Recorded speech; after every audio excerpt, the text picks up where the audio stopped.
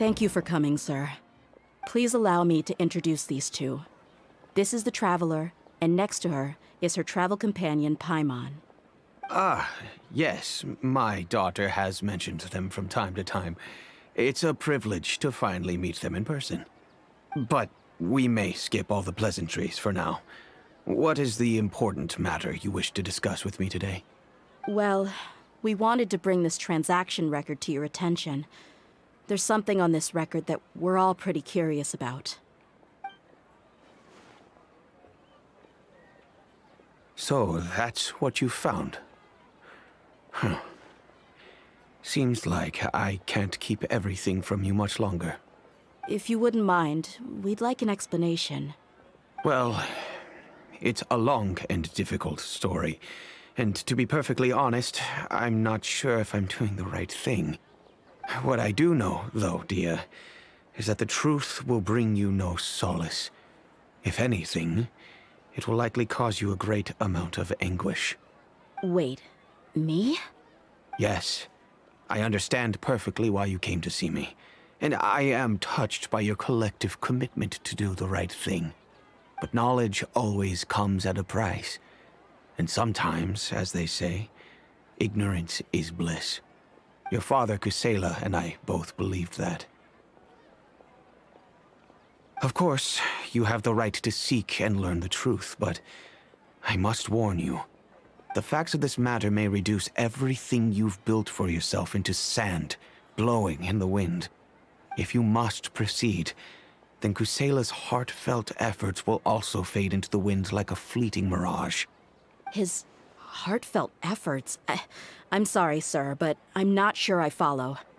I've made it this far in life without a single drop of my father's support. I have my own ideals and ways of looking at the world, as well as people and causes that I've chosen to cherish and fight for. None of these things have anything to do with him.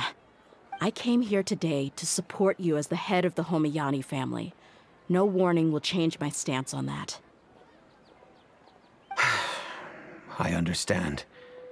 Then let me tell you a little story. Our family once needed to take a trip to the desert when Dunyarzad was just a baby. Along the way, we were attacked by bandits. They had superior numbers and quickly overpowered our bodyguards. When all seemed lost, a group of passerby Eremites lent us their support. Those Eremites were Kusela's brigade, Dekan al-Ahmar. Kusela's men told me that the attackers were Eremite mercenaries, just like themselves. I was shocked. Why would Dekan al-Ahmar go so far to save us and not spare the fellow Eremites? Kusela was grinning and walked over to play with baby Dunyarzad. She was startled by his unfamiliar face and nearly started crying. Really? I never knew. He said that he had no particular reason to help us. He just took pity on us because he had a daughter about the same age. We started talking about our children, and I sensed that he was a devoted father. To repay his kindness, I hired his brigade to help out at our estate for a time, and offered everyone generous remuneration. So, that's what happened. It was many years before I saw him again. I almost didn't recognize him the next time he came knocking on my door. The man I knew to be strong and healthy had been reduced to a shell of himself. He couldn't even walk anymore without his cane. So, what happened to him? He was perfectly fine when I left the brigade. I'm not too sure myself. The only thing that didn't change was his cheery disposition. He said there was absolutely nothing to worry about and that he had gotten into a fight. That was all. He then suddenly asked me if Dunyarzad, now that she had grown, would need a bodyguard of her own. At the time, Dunyarzad was going through a particularly severe bout of her Elazar. There was no need for her to have a bodyguard when she could barely leave the house. But he kept coming back to the topic. Come on, it never hurts to be safe. How do you know a bodyguard won't come in handy one day? I was completely lost at first, until he recommended the Blazing Beasts. and in particular, a mercenary named Dia. So he was the one who recommended Dia to you. Indeed.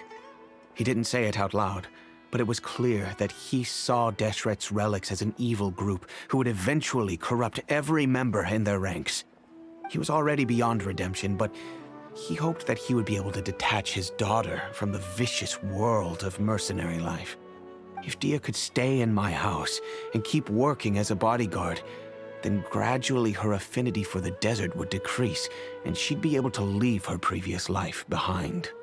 And that's why you offered her such generous compensation? Yes, but not just because of that. From the moment that he asked me for that favor, I also began to see Dia as my own daughter. And that's also why I tried to persuade you to stay when you asked for permission to leave.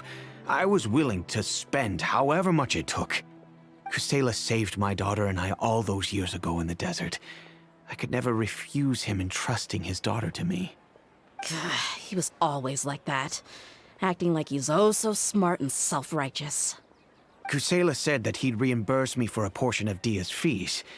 I refused to take any mora from him, but he'd always send me funds anyway. Eventually, I just accepted them as a token of his gratitude. And that went on for a while until I received another letter from him a few years ago. The letter contained a request to help him buy food, weapons, medicine, and even explosive materials. Wait! Isn't that around the time that Dekan al-Akhmar started becoming more aggressive? That's right. When I started to hear some nasty rumors, I became wary. I wanted to meet him face to face to discuss things. But by then, he was no longer receptive to my requests to talk. If I had to guess, it's probably because he doesn't want to put Dia at risk.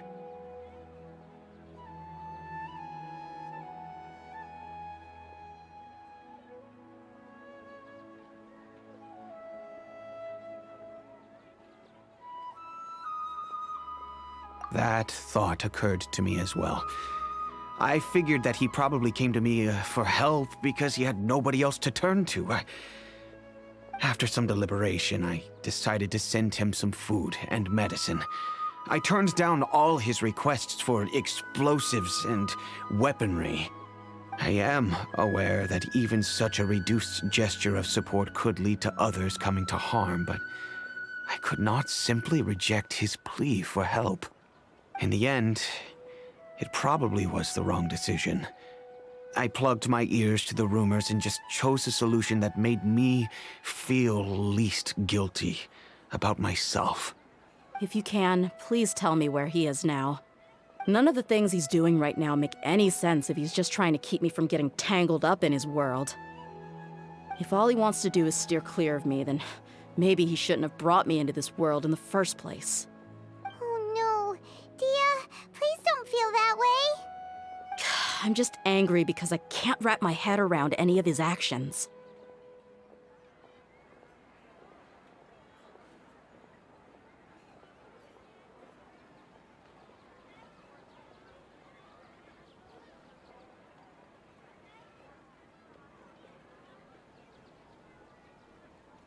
Another way?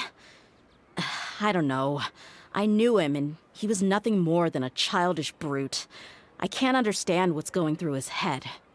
But I guess you do have a point. We haven't uncovered the whole truth yet.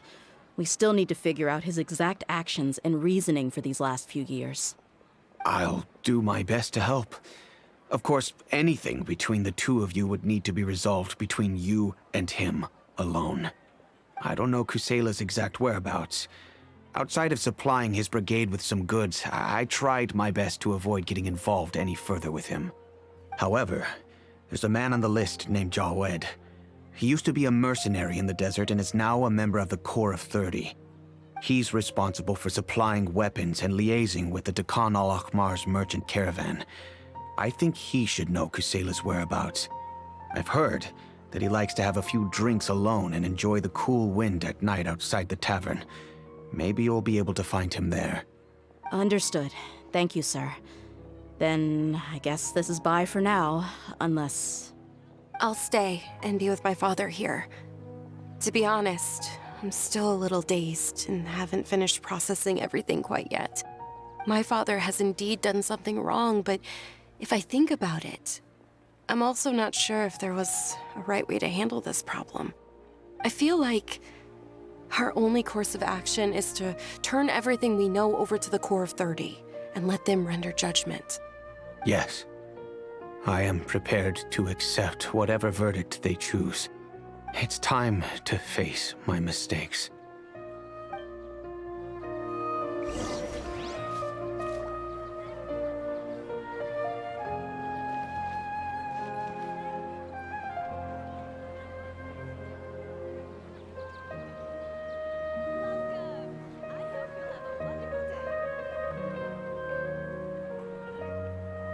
There are so many local specialties in Sumeru. I want to buy more. Don't you remember your adventure plans, my lady? The scribe's work is simple, which is exactly why I took the position. I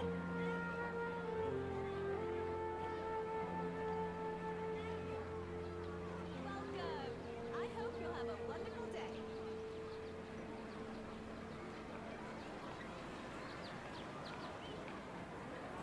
There are so many local specialties in Sumeru. I want to Don't buy you more. remember your adventure plans, my lady?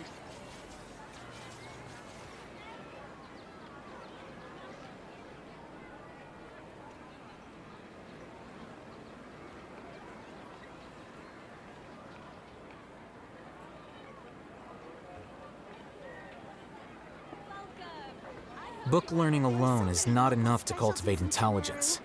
All those scholars in the academia are prime examples. Don't you remember your adventure plans, my lady?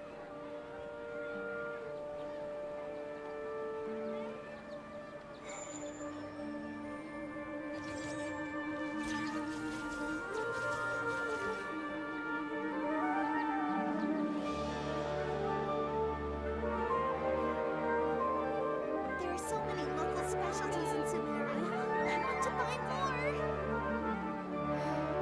Don't you remember your adventure plans, my lady?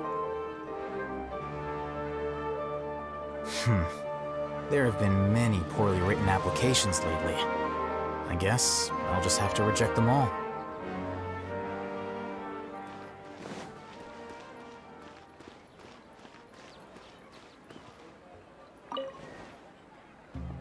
Welcome! I hope you'll have a wonderful day.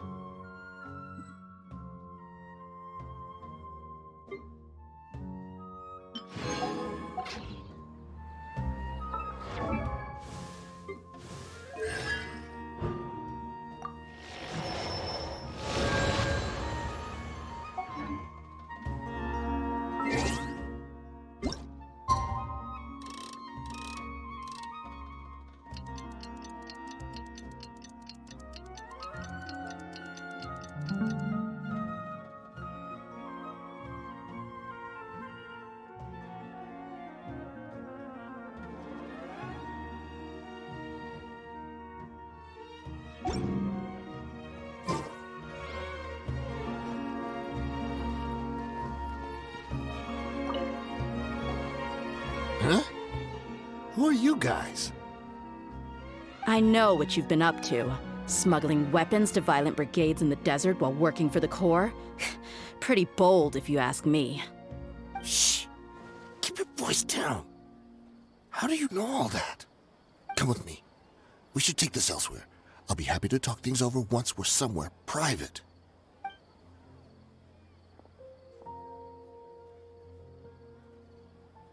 This place should do. All right, back to my question. How did you all know about me? Don't worry about that for now. You know what kind of punishment you'll face once we report you to the Corps, I assume. Wait, there's no need to jump the gun. Let's talk this out. What are your terms?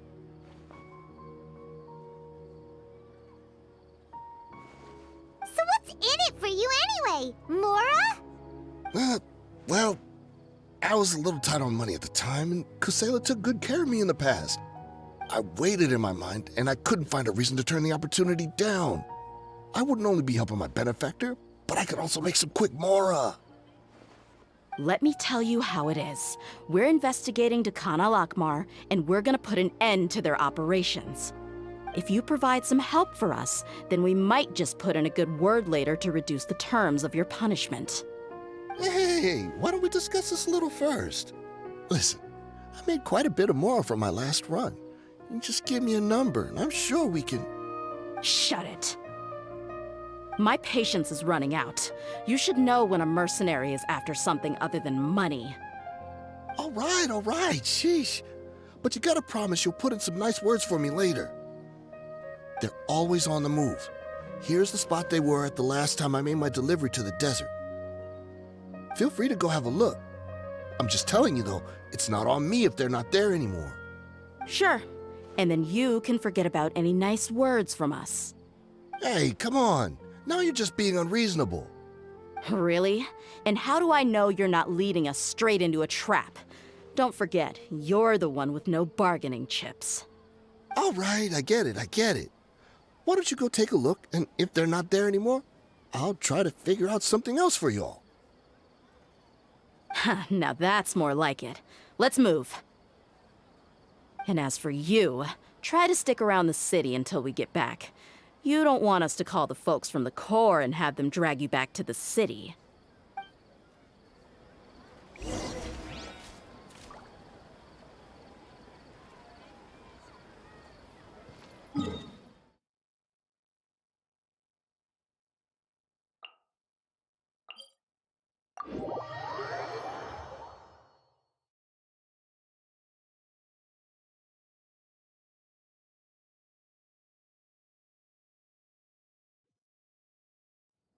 Curses.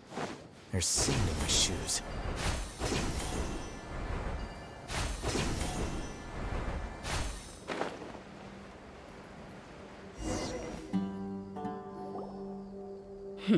Seems like we're in luck. That should be their camp right up ahead. Let's go. We'll finally get to the bottom of this ourselves. I'm here to see Kusela. Tell him to get out here. Tia, why are you here?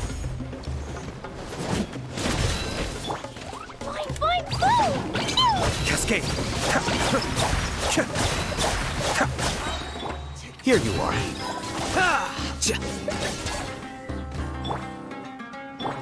Look alive!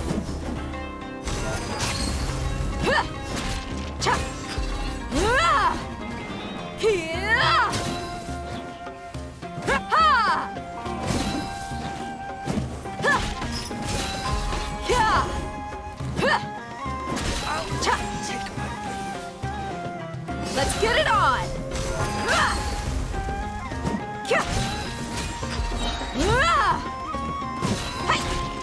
Haven't you all done enough? Oh, so are you also here to stop us? Stay out of this. It's got nothing to do with you.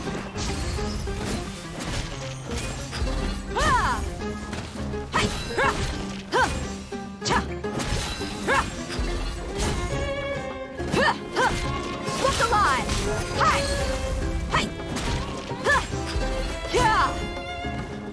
Allow me! Covenant of the Deep!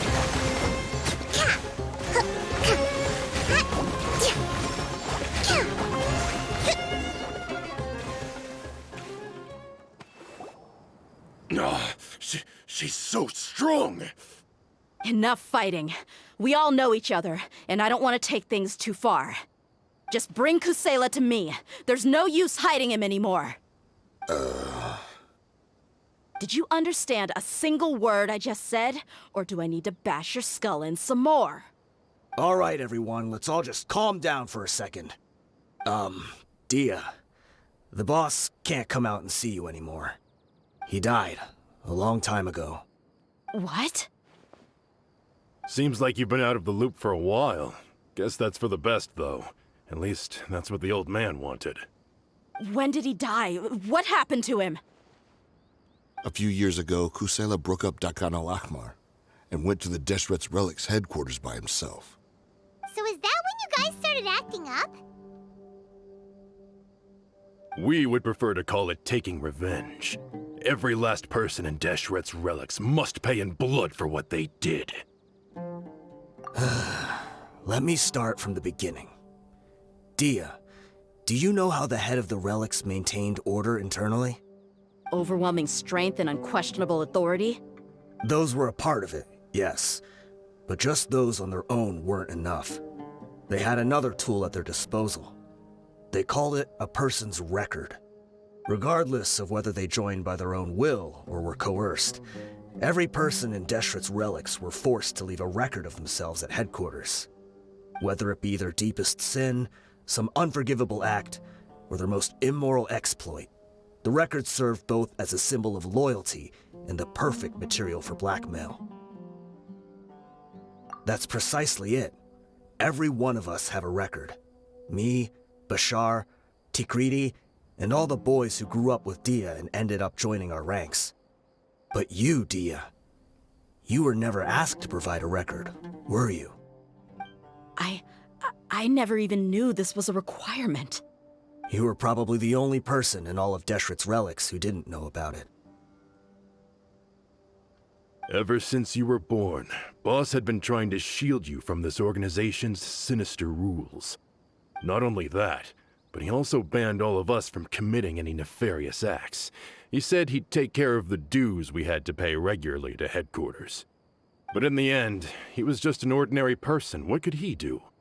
He was forced to go to headquarters again and again to account for missed dues and incomplete records. He'd come up with all kinds of excuses and get beaten up as a result. We all knew he was doing that for you. He wanted to get you out of this world, no matter what it took. And that's why he became a shell of himself and couldn't walk without a cane. Wait, but that doesn't make any sense.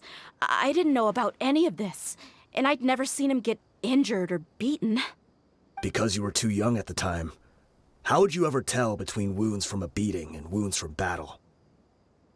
When you left home after that final argument with him, he seemed to age by a decade overnight. Even his hair went gray. So, even the blazing beasts were... Yep. It was all his doing. Had he not arranged them to come to you, you probably would have been reduced to a pulp before you ever left the desert. A few years ago, Boss said he needed to make another trip to headquarters. He was already pretty weak then, and we all assumed he was going to get beaten again. I suggested that he hand the role of leadership over to me, but he said there was no longer any need, since the Khan al-Ahmar would soon be no more. His words made no sense to me, but that night, we heard that a massive fire tore through headquarters and razed everyone's records to ash. Everyone gained their freedom that night. Many members fled, not just from our ranks, but from the other brigades as well. But how could we leave with a clear conscience? All of us who knew exactly what had happened. The boss can't have just died for nothing. Those heartless jerks at headquarters took him from us. From that point on, the sole purpose of Dakan al-Ahmar became revenge. The big fire that Boss started was quite a blow to headquarters' strength. It's given us the opportunity to launch our attack. Even though we're outnumbered, we vowed to see our revenge through to the very end. There were people from headquarters who changed their names and went into hiding. Some fled to other brigades, and others escaped to the rainforest. But we won't let any of them escape our wrath. They'll all pay for what they've done. We've suffered plenty of losses as well. To keep going, we need an enormous amount of supplies, from food and medicine to weaponry and explosives. All we can do is exchange our loot from Mora, and then use that to get supplies. We forged Boss's handwriting and sent out many letters to his former friends. Thankfully, many people were willing to come to our aid. We were also able to attract many mercenaries who shared our goal. We've endured unspeakable pain to win many impossible battles. Deshret's relics have become weaker and weaker, and now we finally have an opportunity to directly strike their headquarters. Paimon doesn't know what to say anymore.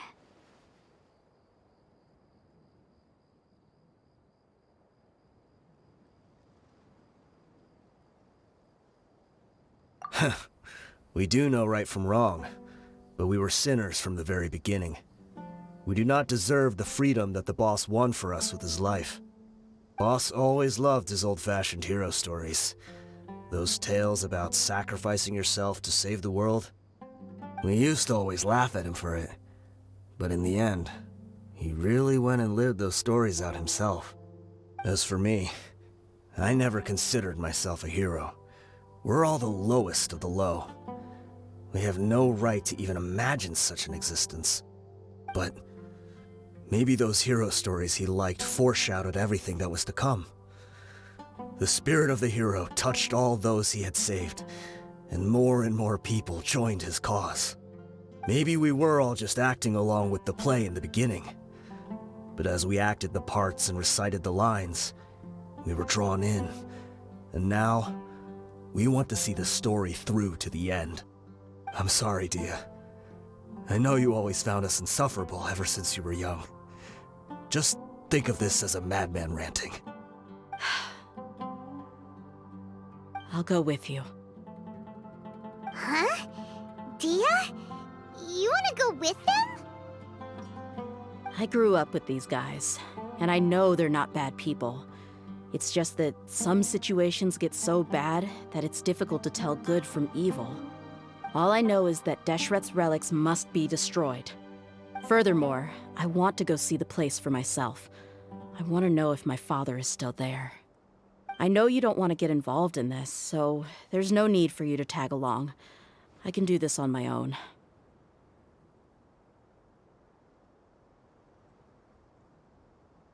Yeah, Paimon feels like we'd only regret it if we don't see this through to the end. Thank you. We'll be a lot stronger together with you. I bet Boss would lose his mind if he ever knew you'd join us at the very last moment like this. Considering all the losses and injuries we sustained, we can't afford to turn down someone as powerful as you. He can think whatever he wants. But the fact is, I owe him this much.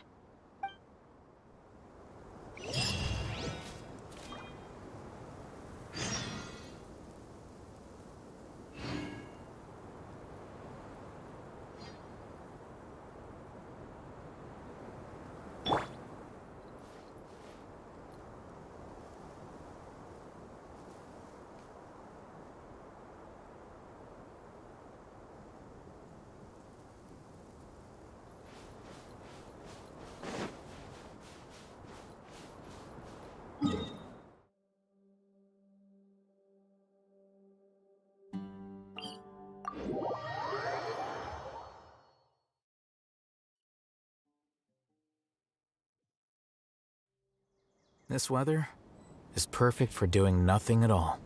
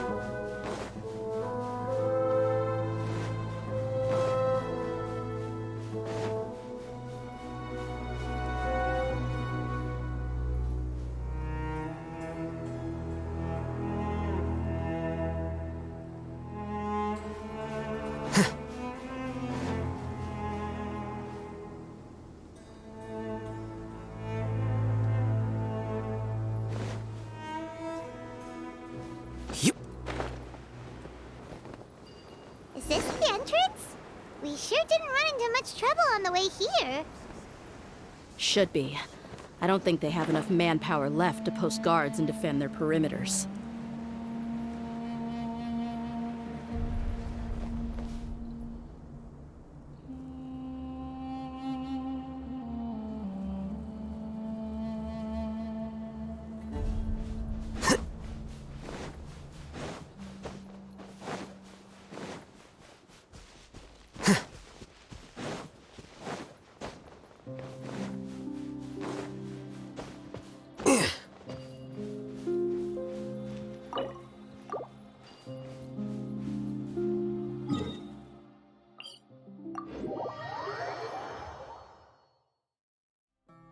This weather is perfect for doing nothing at all.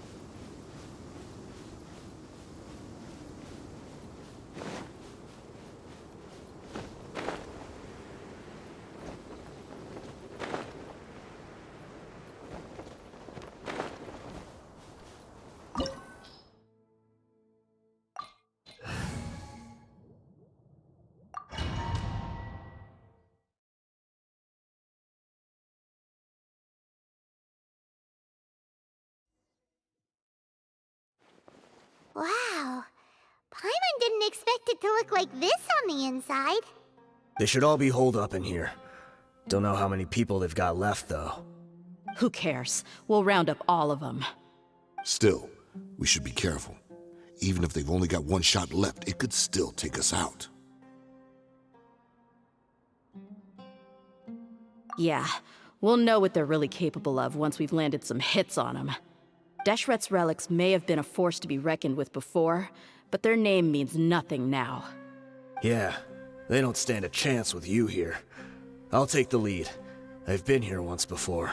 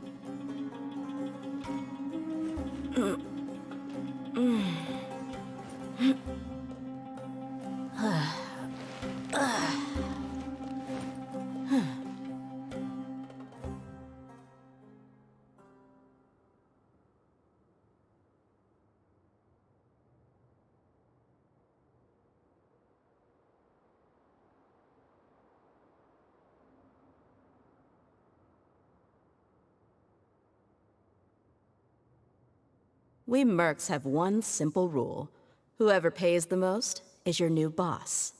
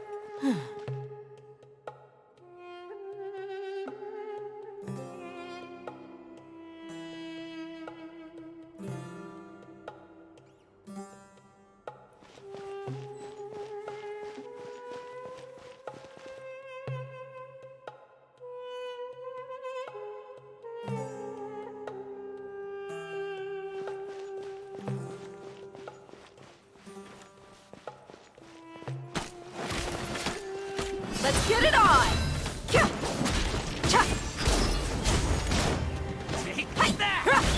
Kamisato Aki. Suiyu! Gya! Dumpy dumpy toe! Be still.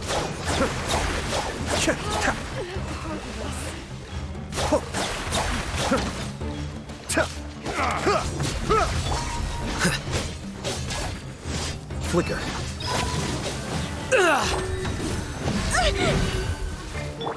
Buckle up! Ha! Cha! Ha! Ha! Hi! Ha!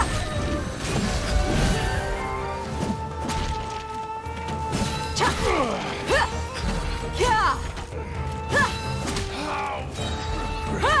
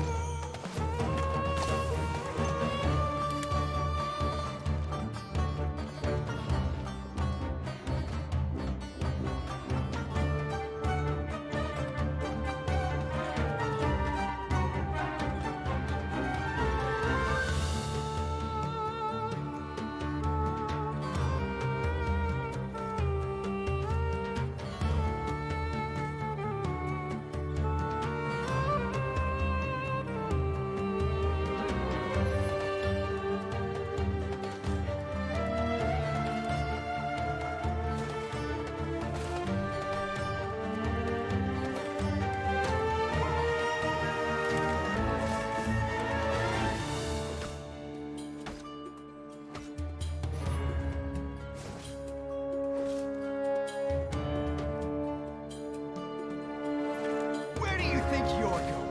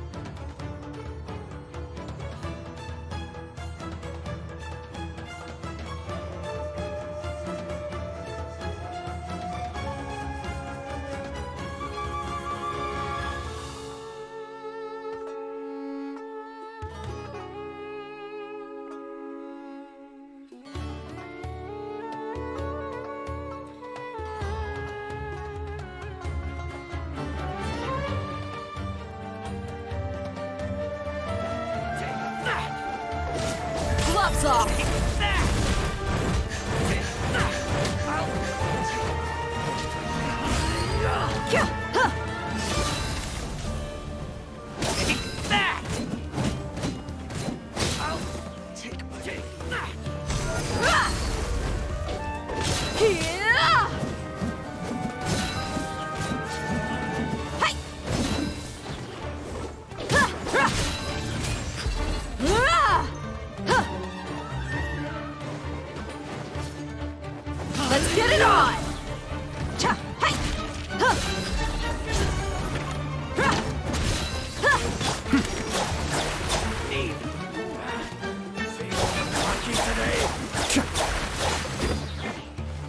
defract!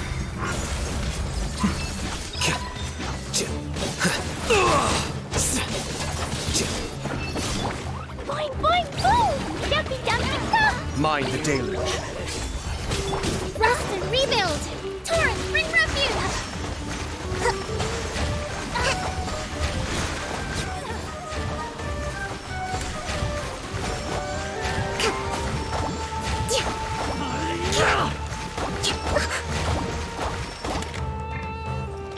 Look alive! Ha!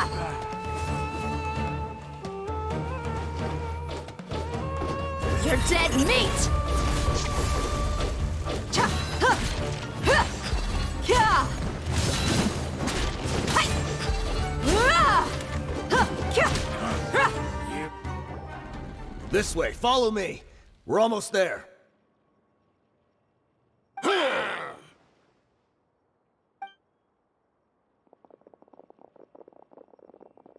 Wait! They went charging ahead without checking for any traps! Hey, you guys okay? It seems like we just got trapped in here. Don't think we triggered anything else. Watch out, the enemy's coming from ahead.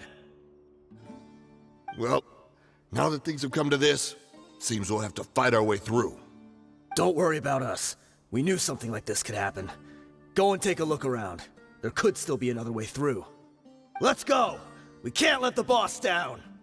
Let's check if there's another way! The sooner we can make it through to help them, the better. Let's see. I think I see a way through over there, but it's being blocked by something. Let's try our luck with that mechanism. Okay, let's go!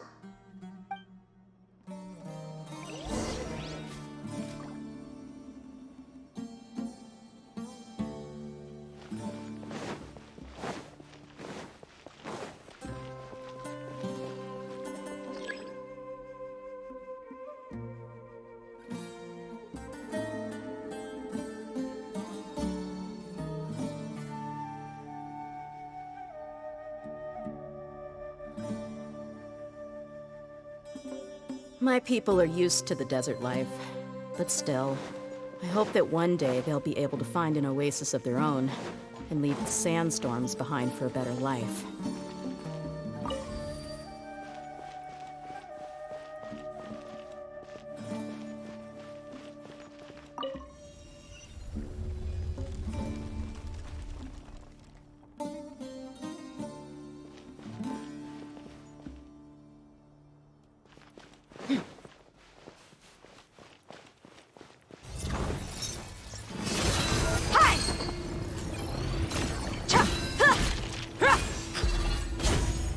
Hold the line! Cascade. Tap, tap. Ho. Tap, ho.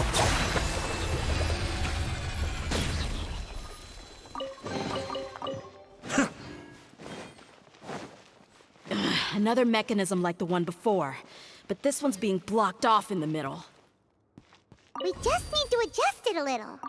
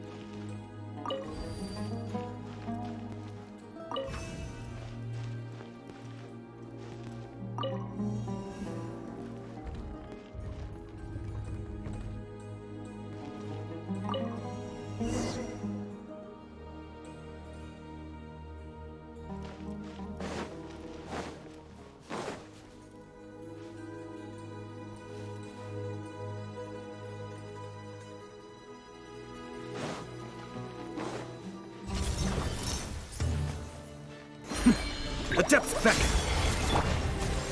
Flicker. Boing, boing, boing! Rest and rebuild! Covenant of the Deep!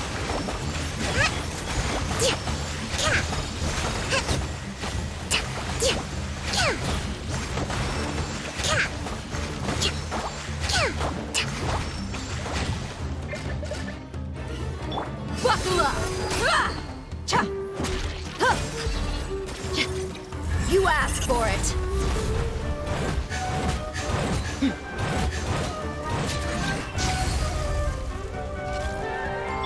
Allow me!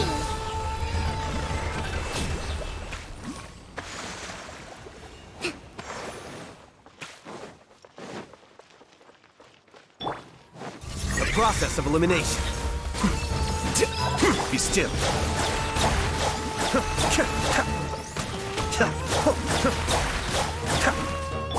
Sparks and flash!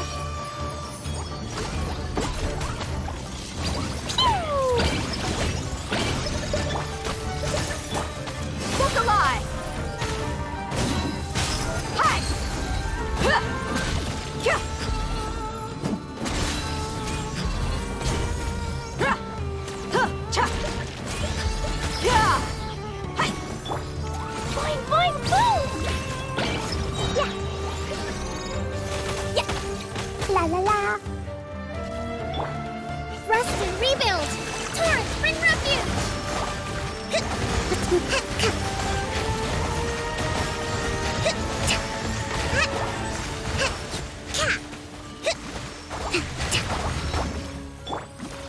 You're dead meat!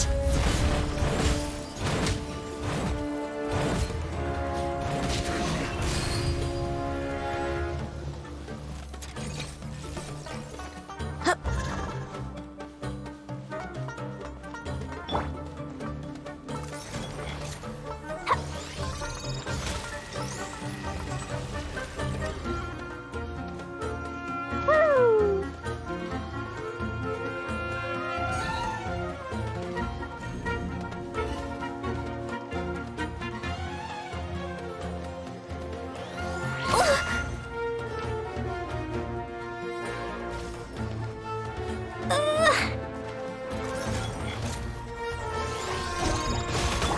Here you are.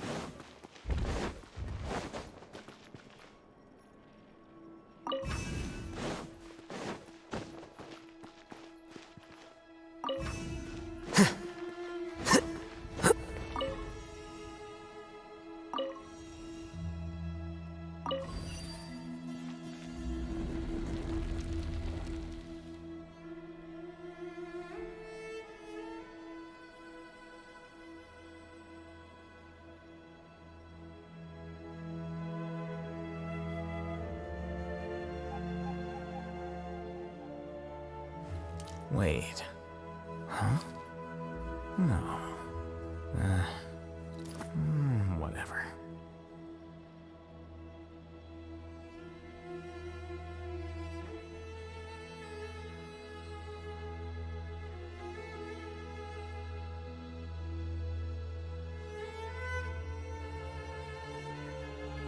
Book learning alone is not enough to cultivate intelligence.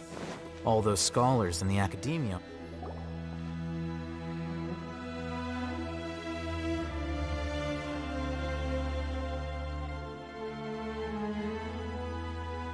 I wasn't expecting anyone to make it through from the other side. But as a desert dweller, I suppose we should be used to our folks defying all expectations. Don't waste your breath. You have nowhere to run. Run. Had I wanted to run, I would have fled 1,000 times already. I witnessed the golden age of Deshret's relics. Even if I could leave this place behind, all that awaits me now are endless days of humiliation and ruin. Even now, my brothers and I still believe in one thing. The greatest should never live to remember their fall. So you want to go out in a blaze of glory? Let us draw our weapons! We will show them the true power King Deshret bestowed upon his followers. They are but two, while we hold within ourselves the entirety of the relic's glory. Wave 1, charge! Eliminate them! Mind the deluge.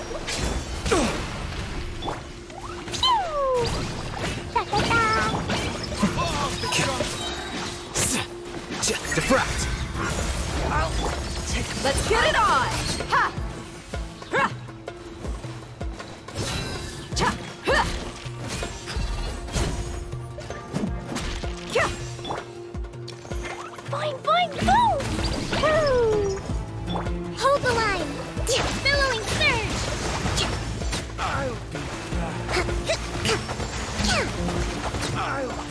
Don't think that you've won. We're just getting started. Let's move out. You asked for it! How heartless! Ha! Look alive! Ha! Here you are.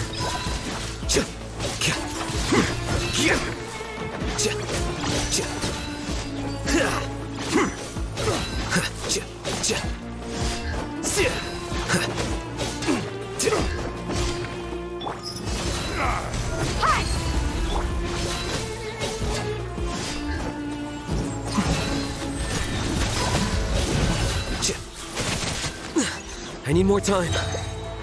A process of elimination.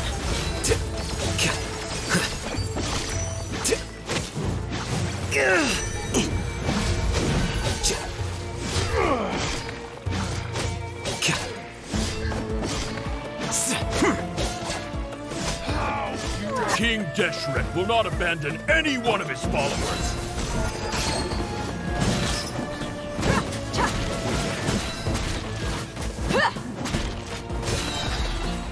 You're dead meat! Now you're testing my patience. Flicker. I'm getting sick. Rest and rebuild! Torrent, bring refuge!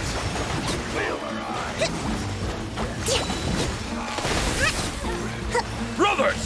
With me, this is where we'll prove our faith.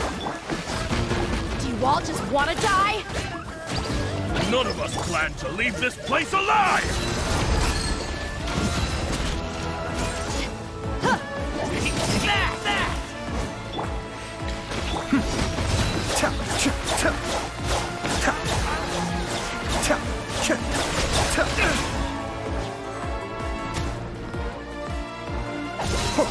Kamisato Ari. Suiyu! Look alive! Hi! You a sword! Where do you think you're going?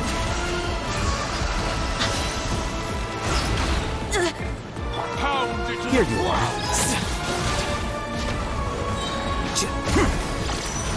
No. I need more time.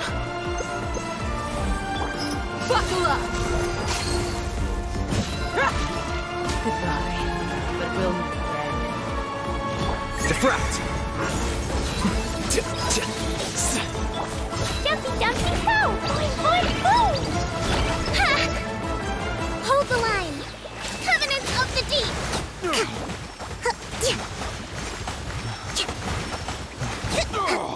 The golden slumber. The commander has finally fallen. But they're still coming at us! This fighting. They just keep coming no matter how many we beat. Yes, keep fighting!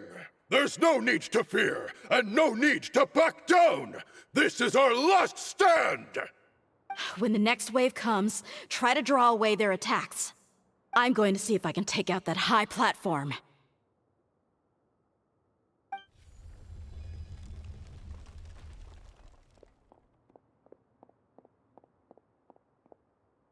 Get out of my way! Come and face me, Michel! Ugh, so they've broken through the front as well. Apologies, Lord Michel. They fight like absolute madmen! No matter how much we throw at them, they just keep coming for more!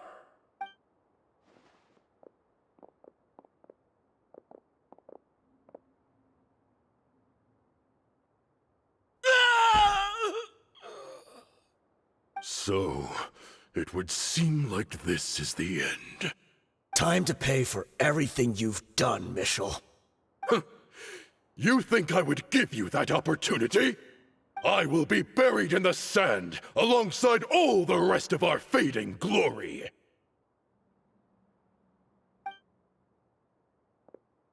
Hey, wait!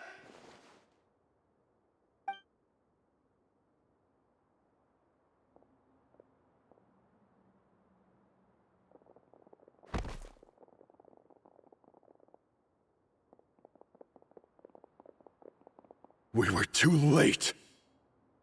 It's over. There's no more need to fight. But if you're still going to cling on to your so-called mercenary's pride, then I'll give you all a good beating as well.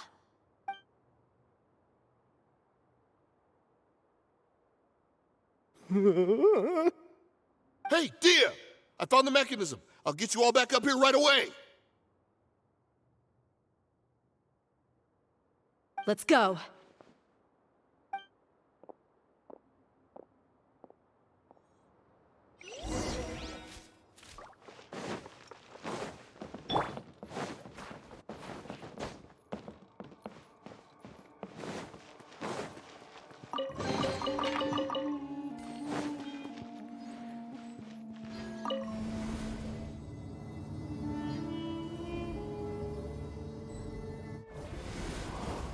Who are you filthy rats? And why are you always pestering us?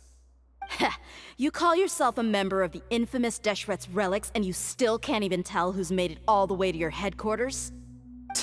Who knows what intent a bunch of rats may have? We try to catch a couple, and you all just show up on the other side instead. How are we supposed to figure out what you're after? Hey, have you ever heard of a man by the name of Kusela? Why would I know? It's not like I'm in charge or anything. This is your last chance to talk. Hey, I said I don't know anything. I'm just an average member here. I'm telling the truth. If you're here to find someone, why don't you look through the records yourselves? Who can remember every name and face with so many people coming in and out every day? The irony. His life became a light for so many, yet to others, it wasn't even worth remembering. Where's the records room? Answer me! It's right over there. All the files are in there. You can go through them as much as you want. It's not like any of them still matter anyway. I mean the old records room. The old records room? You mean the one that got burned down? Kusela. Ah, yeah, I remember him now. The guy who could hardly walk. Watch your mouth. That's our boss you're talking about. He was definitely faking it. We all let our guard down as soon as we saw him come hobbling in. But in the short time it supposedly took him to take a dump, he'd already gotten away and started a fire in the records room. He couldn't have possibly outrun us if he wasn't a fraud. And after that, Deshret's relics fell into complete disarray. Stop wasting our time. Every one of us here is perfectly aware of what he had done. Tell me, where is the old records room? It's just over there. Go see it for yourself if it means that much to you. There's nothing left in there but ashes. No human could ever survive that kind of inferno. Bashar, Tikriti, let's go. We'll leave the others here to guard these guys. Spare them no mercy if they try anything.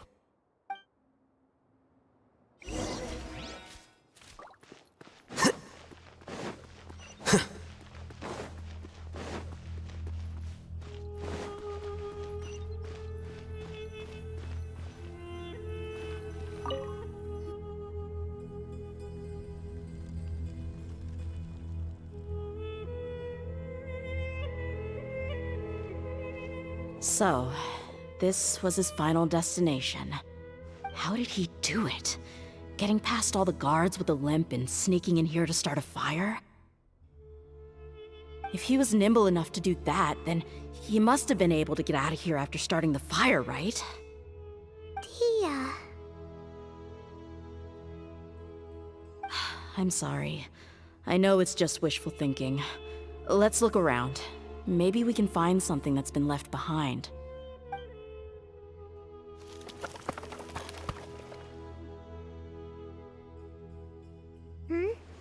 Is this a cane? It must be the one that Dia's father used.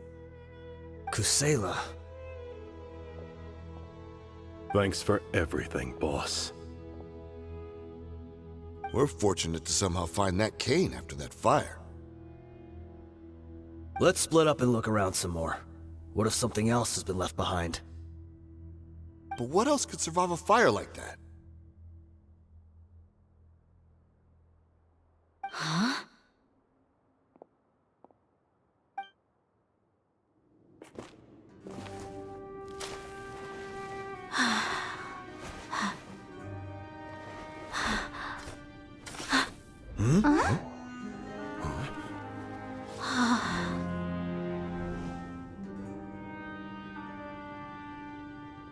Potso.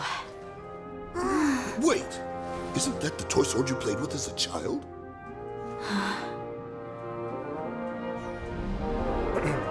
The dragon is no more, for Princess Dia has slain it.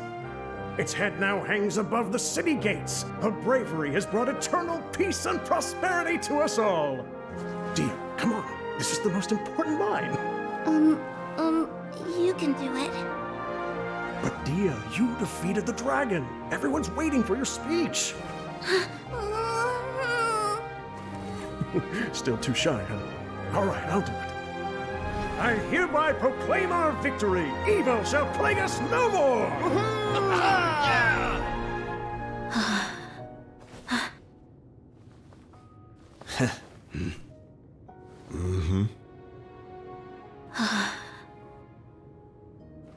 I hereby proclaim our victory. Evil shall plague us no more, Dad.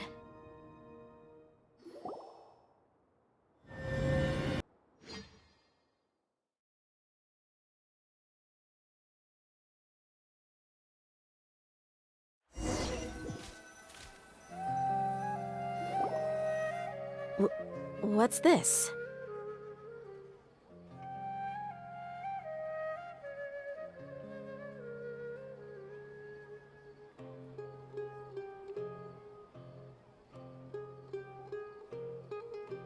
Don't you remember?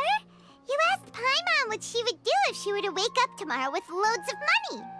And Paimon said that she would get boatloads of tasty snacks. You looked super confused at the time, but said it was an adorable thing to say. These opportunities don't come by often. So today, Paimon's gonna treat you to a special crash course on Paimon's life philosophy. Hey, come on! Paimon's not that stingy. Anyway, the point is that you should eat to your heart's content. You'll feel better for sure once you've gotten something in your tummy. Dunyarzad will also be here shortly. She's already heard that we're back. Aw, thanks, you two. Honestly, this is very unlike me. I just had a lot on my mind on our way back, so I didn't know what to say. My chest was filled with all kinds of intense emotions. They just shook me even more than all the feelings we've shared during our previous adventures. But when everything came to an end, those emotions also vanished without a trace, and I was left feeling more empty than ever before. It was as if I'd lost the thing that was most important to me.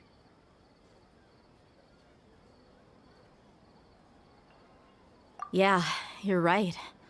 To many mercenaries, Mora is the most important thing in the world. But perhaps to us, it's the most worthless thing of all. Idrisi and the others all used to say that they would quit if there was no Mora to be had. But when it came to avenging my father, there was no Mora to be made anywhere. My reality shattered when I found out that the father who always told me hero stories was in fact a bad guy. But look at me now. Am I any different? Despite all my promises about never forgiving him and never trying to understand him, I still went to such lengths to find out the truth, and nearly even shed tears for his sake. We're hypocrites, all of us. Yeah, you're right. It's just a pity that we often only recognize our true feelings after it's already too late. You're back! Are all of you all right? Ah, there she is. Yeah. Many people from the Corps of 30 came over, and I just wrapped up everything with my dad. All I can do now is wait for their verdict. Huh? Dia, you're looking quite down again. Paimon will explain. A lot happened while we were gone.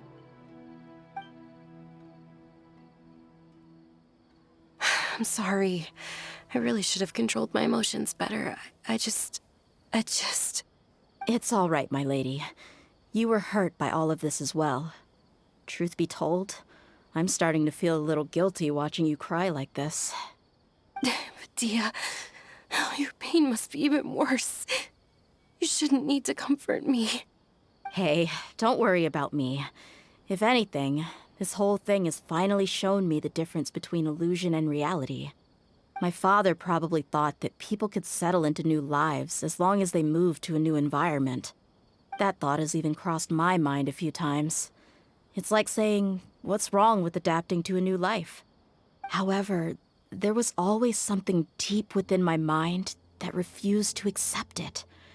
This impulse brought me great turmoil, and even made me feel ashamed for turning my back on your father's kindness. But now that I consider it again, it all makes sense. The desert sands are a part of who I am, and I will never be able to lead a peaceful existence. I understand how you feel. That doesn't mean I won't be making any changes to my life, though. As an example, I'm now thinking about taking on some small odd jobs. It's just like Idrisi said. I also want to catch up to my father and become a character in his play. Even if the ending of the story may be childish and ridiculous, it won't really matter. Isn't that neat, though? Oh, you'll be a whole new kind of mercenary, one that's not out for Mora. Why don't we go for a change of scenery once we finish eating? What about stopping by the Grand Bazaar again? Right. You said you wanted to get a rug for your family. We'll come along too.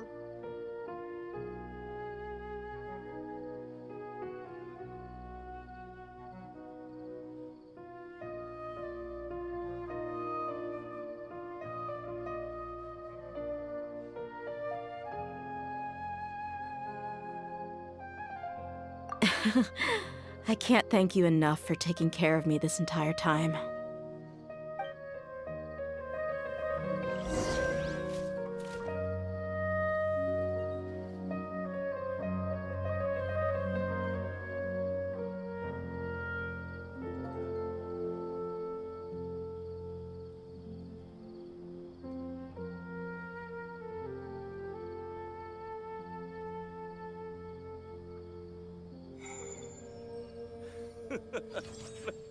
Makes me laugh every time.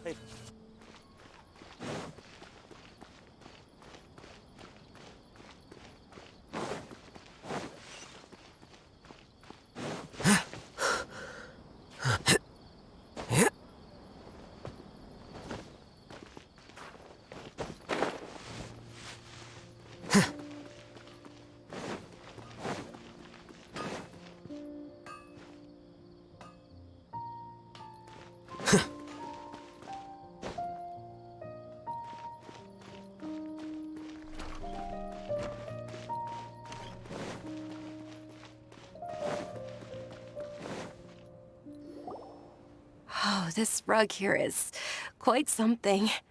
The craftsmanship is exquisite, and the fabric is also of high quality. Ah, here you are.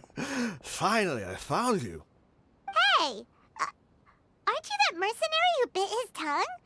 You can still talk? Wait, are you here to take revenge on us? What are you talking about? Do I look like I could take you all in a fight? I just came here to give you something. I'll be on my way to give myself up to the Corps after this. Once I woke up, I hurried to the Khan al-Ahmar's camp, hoping to alert them to your presence. But when I got there, I found no one except the members who were still too injured to move. Ah, so you probably got there after us. Yeah, they told me that they had exacted their revenge, and everyone had turned themselves in to the authorities. Even that last camp was not going to last for much longer. I had joined the cause to repay an old favor from Kusela. Now that everyone's already turned themselves in, I might as well do the same. One of the injured members gave this box to me, and told me that it contained some of the old man's last possessions. Everything left in the camp will get confiscated, so I figured I should get this to you before the Corps could get their hands on it. Thank you. No worries. We are all just living our own truths. There's no need to comment or judge anyone for it. So this box contains everything that Dia's father left behind. Huh. It feels lighter than expected. Well, back in the day, the first thing he did with any Mora was spend it on things like drinks and meat. But let's see what's inside. What's this? It's just a bunch of junk. It kinda stinks. Perhaps it's just been left unopened for too long. A handwritten copy of a storybook. The paper's already yellowed, and it looks like it's about to fall apart. It was against the Academia's rules to possess books for personal use. If he was going to break that rule, he could have at least copied something useful. That probably means this was really important to him. And here are a few bags of children's snacks. The packaging's completely deteriorated. Maybe that's where the smell was coming from.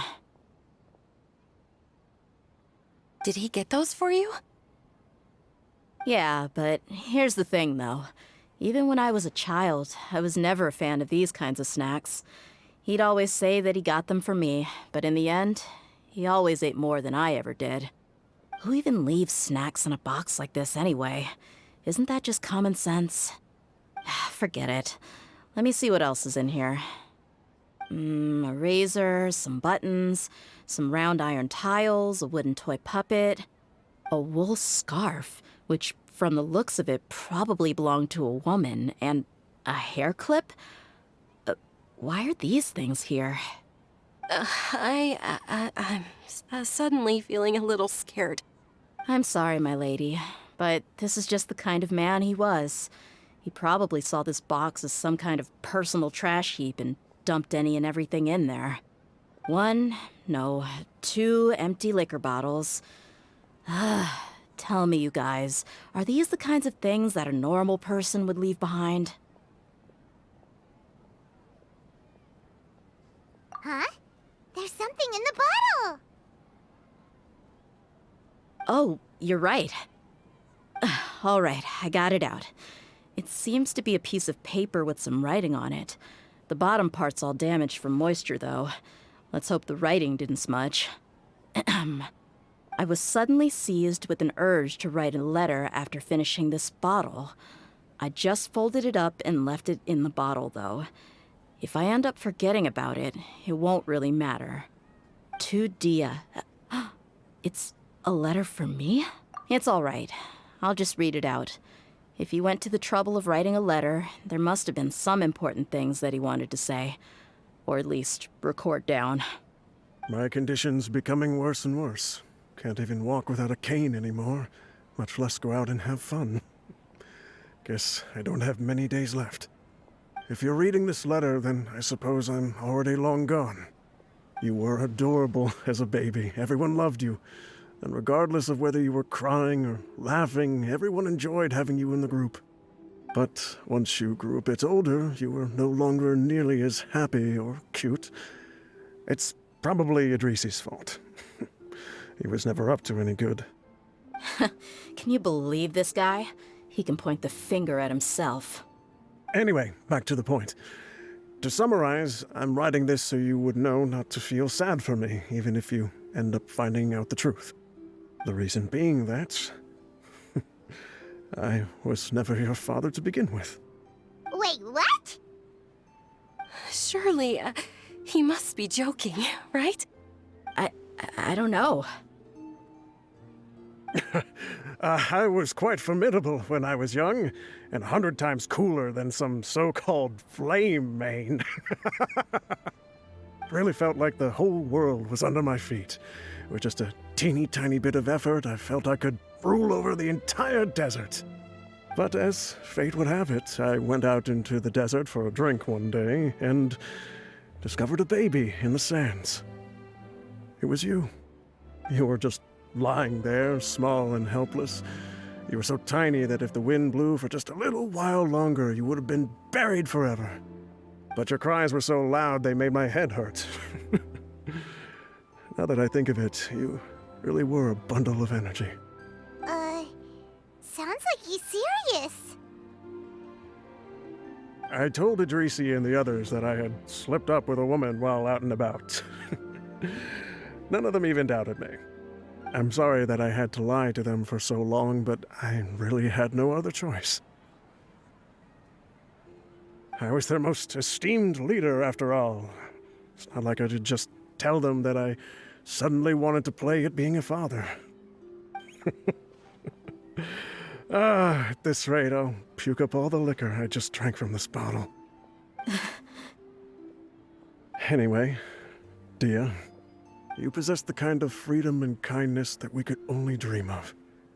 As far as how you should live your life, that'll be up to you to decide. That's the end of the letter. In the end, he was still thinking of me as a little child.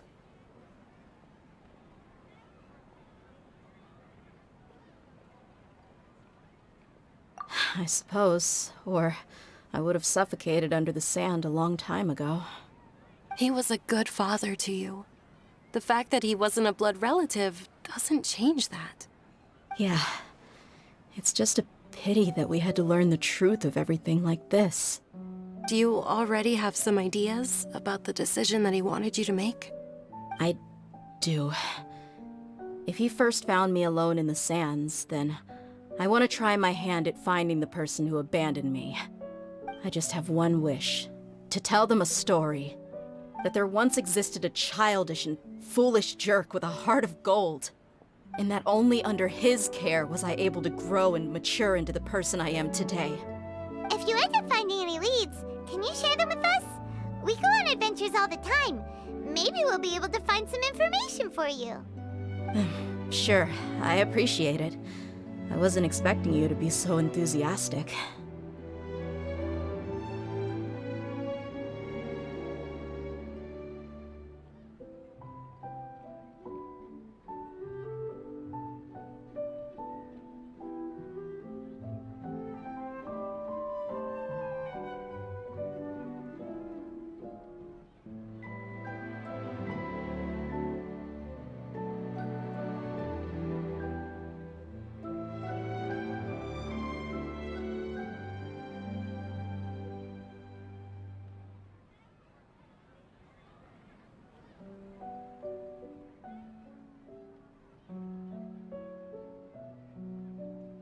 I'll help too.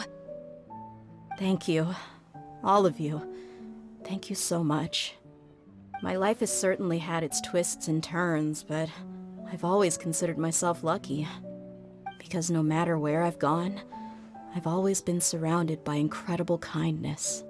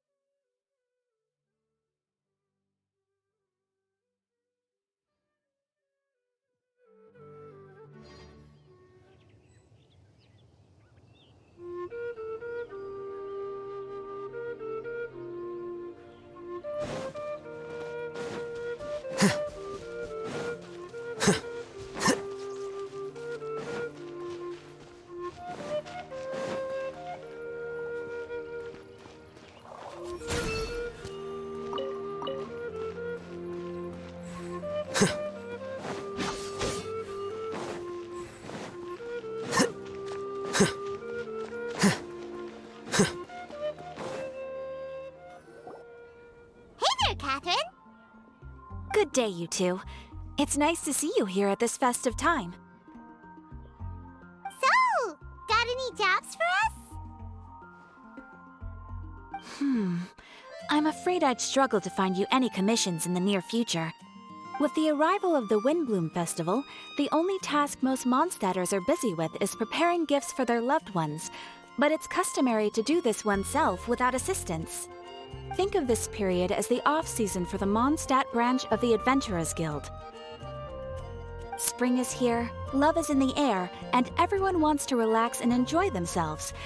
Even the cats at the tavern next door have been getting lovey-dovey with one another recently. Ew. Gross. You know that feeling you get when you burst out the doors after a nice nap, hoping to make it to the store before the limited edition drinks sell out, only to get there just in time to see the last 2 glasses snatched away right from under your nose by a couple of pesky lovebirds? That's what this feels like.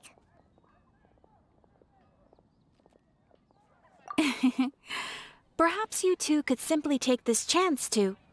Traveler! Paimon! Thank goodness I found you. There's something I need your help with. Whoa! Sucrose?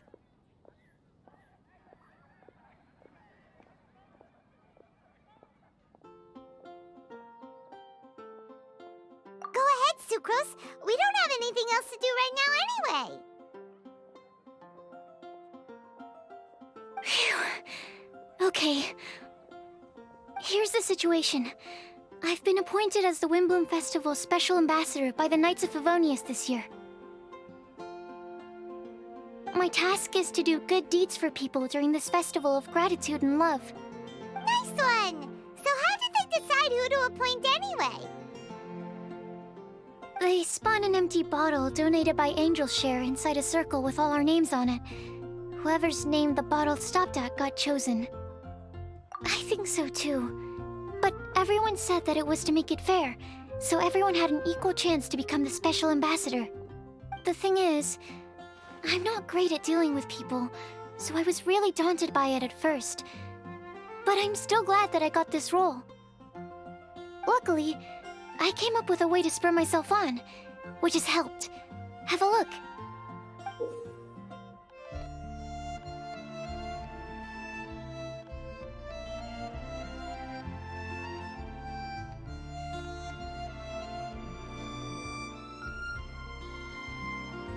Is that a test tube? Yep, every time I do a good deed for someone, I get them to breathe into a test tube. That way, I can collect everyone's breaths of joy. Sounds fascinating. Are you gonna use them in your research? Yes. I believe these breaths of joy will serve as valuable raw materials for alchemical transmutation.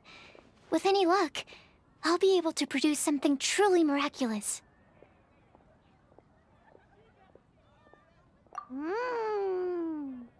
Darn, now Paimon's hungry. Wait, you're doing this on purpose, aren't you? Actually, I meant something even more exciting than that. I can't say for sure until I have more test results to confirm my hypothesis, though. Alchemists mustn't make claims they can't live up to. Anyway, I'm still missing one final breath of joy. Oh, is that all you need help with? That's easy. Just treat Paimon to a sweet madame, then you'll get your last breath of joy. Hey, come on! Paimon's doing her best to help, okay? So, does it need to be more like official or ceremonious or something? No, joy isn't measured in those terms at all. Let me put it this way. Have you ever planted a fruit seed and cared for it while it grows? In the same way that those tender, sweet fruits are the product of your time and effort, the amount of joy derived from an experience is positively correlated to the degree of hardship overcome during it. For example, in my case, I would say that to experience a statistically significant amount of joy, I'd have to do something like spend 6 months developing a medicine formula to a point where it was finally consistently effective. Similarly, in order to collect a significant amount of joy from other people, I have to find ways to do something sufficiently challenging on their behalf. Oh, Paimon gets it now. Long story short, you want us to help you find people for you to help. Oh, that's pretty tough given that it's the Windbloom Festival and all. Oh, I figured since you're such experienced travelers, you might have some ideas. But if even you don't know how to approach this, yes, you're right. Well, if she's in, then Paimon will help too. With the talking, anyway. But, if things don't work out, can Paimon still get that sweet madame? Oh, come on, Traveler. This is a festival of gratitude and love, after all. How could you refuse? Excuse me, Sucrose? Could I borrow you for a second? Package for you. Oh, sure. Be right back.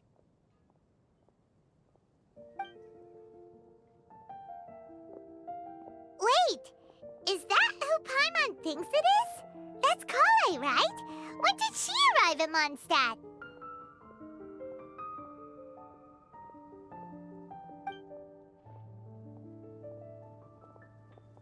Let's go say hi!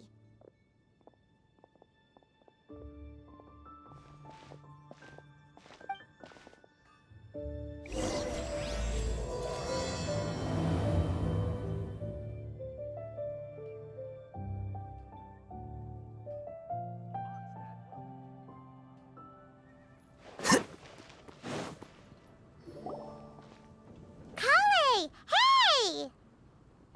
Oh, hey you guys. What are the chances? You were staring into space just now. Something the matter? No, don't worry. I'm fine. I was just looking at a Mondstadt children's book in the souvenir shop over there. While I was flipping through it, a piece of paper fell out. The writing on it was really mysterious. Almost like a prophecy. If you can do these things, you may light the lantern of utmost joy and receive a supreme blessing. And what does these things refer to? Find a flower that is not of this world. Find a guide who will never get lost. Find one who would never lie. Find a legend that never ends. So, 4 things in total. Here, have a look. I asked a lady who owns the store about it, but she said that she didn't know anything about any paper slips.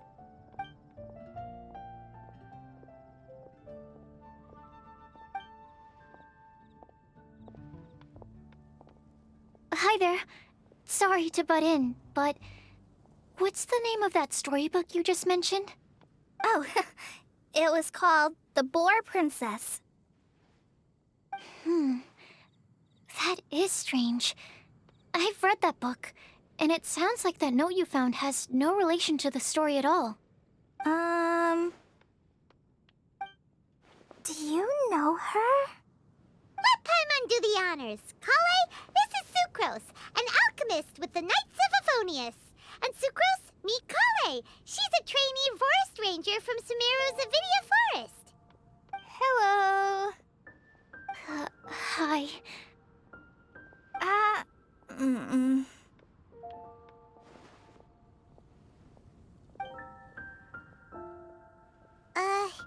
This is getting awkward fast. They're both so shy. So, Sucrose, what are your thoughts on this prophecy? Could it be real? Without having done any research, I couldn't comment definitively. But if you want my subjective opinion, I don't think that it's a nasty prank or anything.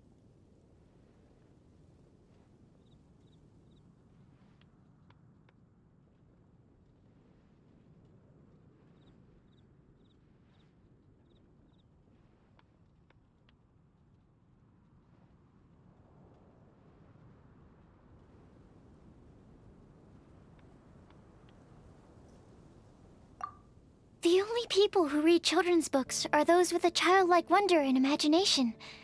Or children, of course. I'm sure that whoever put this prophecy there would understand that. Would they really do this just to spread lies and ruin someone's innocence? I can't imagine anyone being so cruel.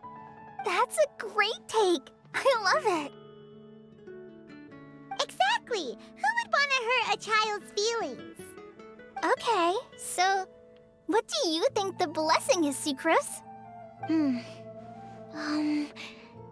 If I had to guess, maybe a fairy that can make people's wishes come true or something? I haven't read many fairy tales, so this is pure speculation. With no other information on hand or prior research to compare against, I'm afraid it might not even be worth considering. Wow! Her guesswork is really good, though. I want to pick her brain some more. But will she find it annoying if I keep asking her questions? We've only just met after all. What's the best thing to say to someone you're meeting for the first time? Well, yes. I mean, if possible. Then, what would you wish for, Kale? I'd wish for a better personality. Uh-huh. Huh? You can't waste it on that. You've got a great personality already. That's very kind of you. But if you know me like I do... Kale! I know that voice! It's...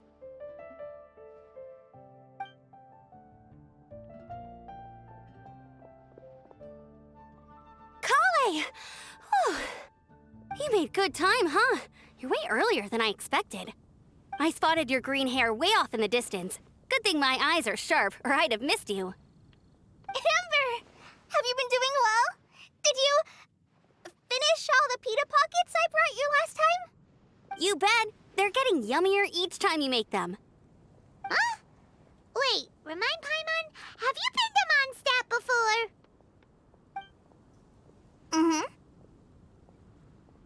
A long time ago, I had a lot of help from a lot of people here in Mondstadt. So ever since my Alizar got better, I've been looking out for an opportunity to come back to Mondstadt and tell them all the news that I've been cured. Thanks. If it's okay with everyone, why don't I take Kale for a walk around town? I'd like to show her some of the places she didn't get to see last time. Of course. Fine by me. Sure, go right ahead.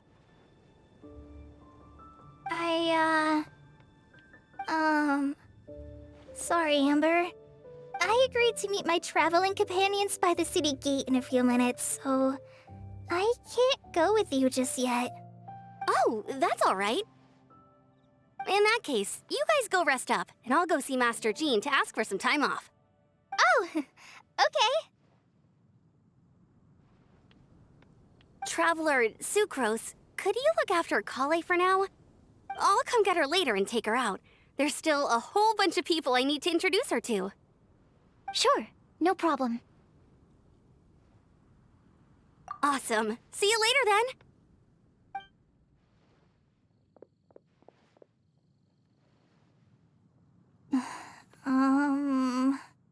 You all right there, Kale? You look kinda disappointed. I'm sorry. I'm just feeling a little shy today. Don't worry about me. Amber wants to introduce me to more of her friends. Am I gonna be able to cope? I've only met Sucrose so far, and I'm already struggling to make conversation. I wish I had a little more self-confidence. Then I'd find it much easier to make friends with people. It's nearly time! Let's go to the gate and see if they've arrived.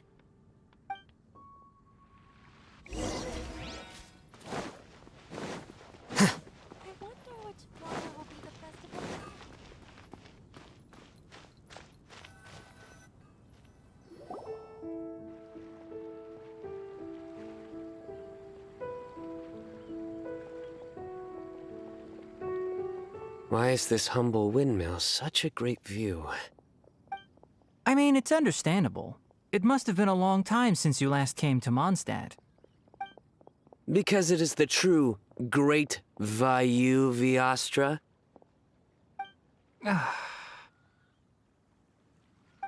Oh, come on. Don't tell me you don't get it. View, Vayu, and also Mahamatra, Vayu Viastra? No? Kainari! Sino! Over here! Whew, am I glad to see you.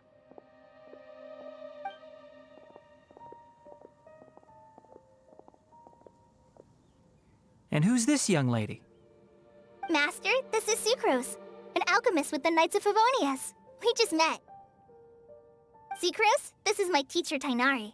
He's a highly respected forest watcher in Sumeru, and he's also a very famous botanist. Kale's exaggerating. I'm Tainari. Pleased to meet you. So you have a teacher as well. The pleasure is all mine, Tainari, sir. Yep, he's extremely knowledgeable too. And this is General Mahamatra Sino of the Sumeru Academia. He's really famous in Sumeru as well. Greetings. Though if I might say so, we're purely here for personal reasons. You needn't be unduly concerned with our official positions. And Kale, there's no need to use my full title. Sino is fine. Or sir, if you absolutely must. Indeed. We're not here in an official capacity, just to keep Kale company on her vacation. Keep me company? But it was you two that insisted on coming. Kale is very important to us. We felt obliged to ensure her safety on the long, treacherous journey to Mondstadt. But I've been here on my own loads of times before. What about your work, though? What if something bad happens while the General Mahamatra's away? There should be no issues. I have left my duties in the hands of my subordinates, and 2 especially reliable helpers. Oh, Sucrose. What were you saying about you having a teacher as well? I was just going to mention that I think we're in a somewhat similar situation. I'm an assistant to Mr. Albedo, Mondstadt's genius alchemist. Oh, please, Sucrose. Genius is an unnecessary epithet. It will serve only to leave an exaggerated impression of me in the minds of our guests. Mr. Albedo, but it is an objective truth. Hey, Albedo's here too! Great! The more the merrier!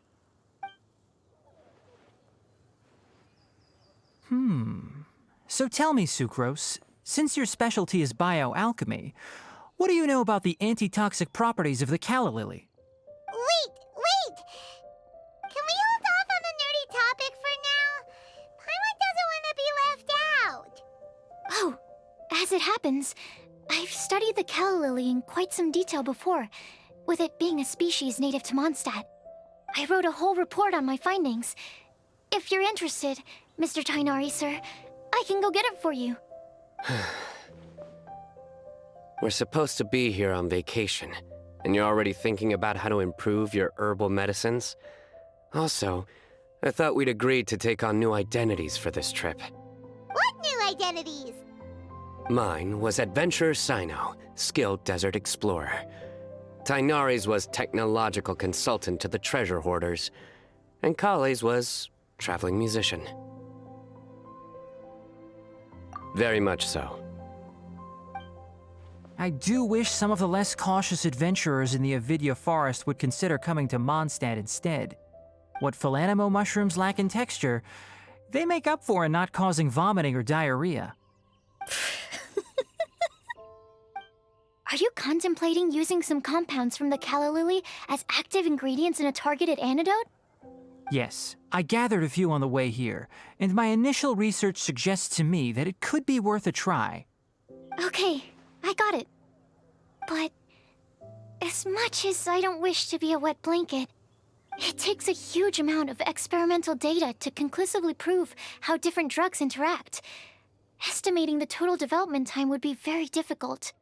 Add in the time for procurement and delivery of essential materials, and I'm not sure if we could complete development before you need to return.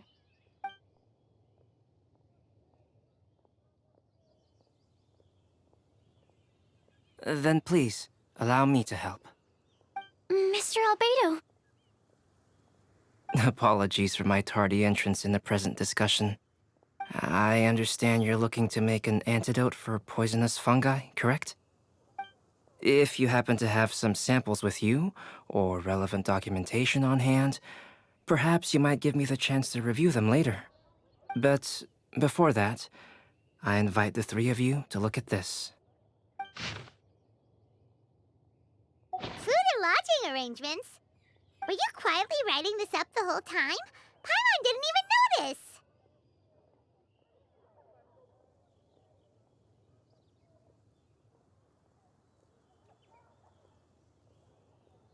Hardly.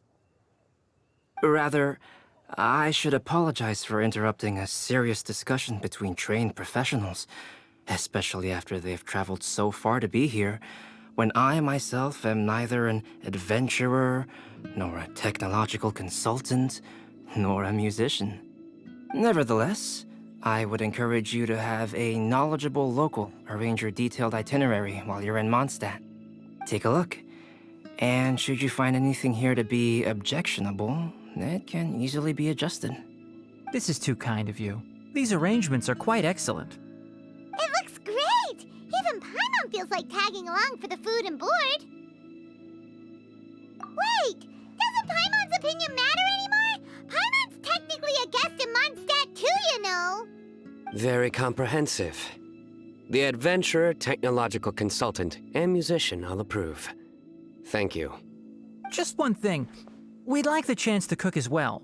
Why don't we change the group dinner to a camping and cooking trip? I'll help pitch the tents. I can help too. And Paimon will take her to Good Hunter to order some starters. Mondstadt's cold-cut platter is not to be missed.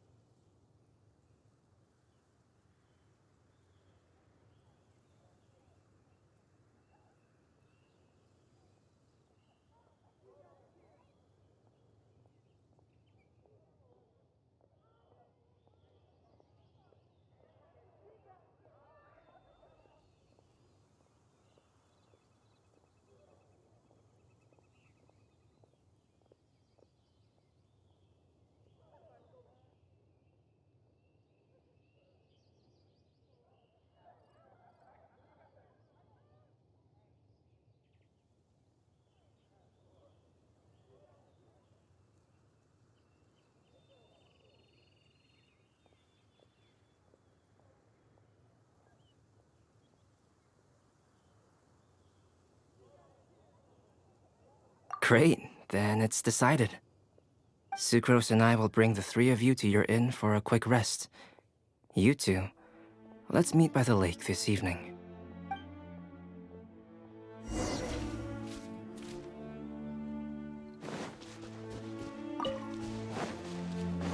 Welcome to Mondstadt. Come take a look. There will definitely be something that catches your eye. Hey, Sarah! Can we have a cold-cut platter to go? Sure, coming right up. Would you like anything else? Do we, want anything else? Yay! So you do remember after all! You're just the best! Paimon will give you the sweet flower from that sweet madame as a wind bloom. No need to worry about that! Paimon can make room for good food. All right, just a moment. Oh, that was great. If that was a Windbloom treat, then Paimon wishes it could be the Windbloom Festival every day.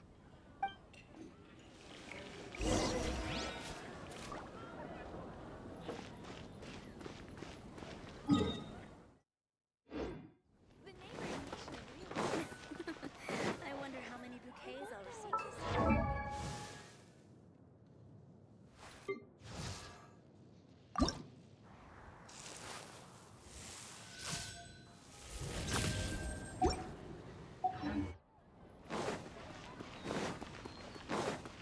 Welcome to Mondstadt.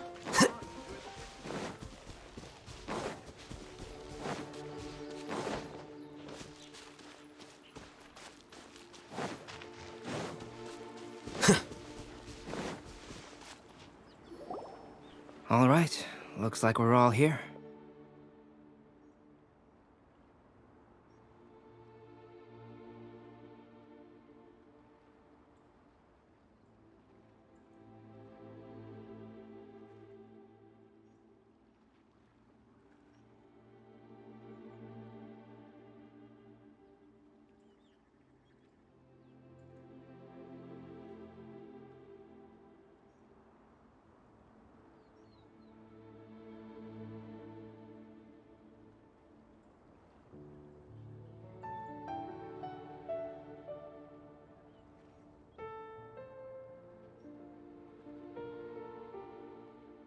Not at all. We just came early to set everything up, since we happen to be free today. Kale put up the tent so quickly, but still managed to tie very sturdy knots. You can really tell that she's a professional. I didn't do much apart from passing materials around. Thanks. It's all thanks to Master and Sino. They taught me everything I know. What can I say? For a skilled adventurer, this is just another day on the job. Are you quite finished? Or were you going to sing each other's praises till the moon rises? Come on, let's all sit down.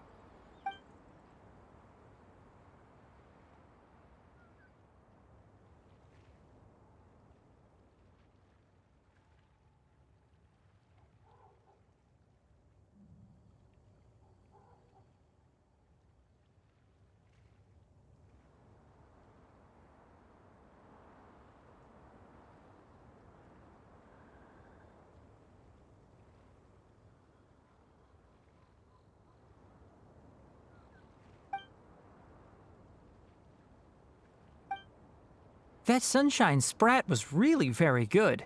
I didn't watch you cook it, but I believe that the prominent umami flavor of the dish owes itself to more than the fish alone. That's correct. Any further deductions? Let me think.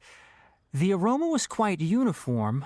Unlike that of a spice blend, it was also unfamiliar to me. So I would venture that it was a Mondstadt specialty. As far as edible Mondstadt plant species are concerned, calla lilies are usually used in soups. So if I had to guess, small lampgrass? That's right. I've long heard that Sumeru's fish with cream sauce is noted for its gentle texture, which brings out the tenderness of the fish. Here in Mondstadt, we're not quite as varied in the use of spices as in Sumeru, but the principle of bringing certain distinct flavors to the forefront through combinations of natural ingredients is very much the same. I liked it a lot. I'm curious as to the exact ratio of ingredients. I'll write a copy of the recipe for you. Would anyone like to try the nutrient-dense meal I made? I'll have some. What about you, Kale?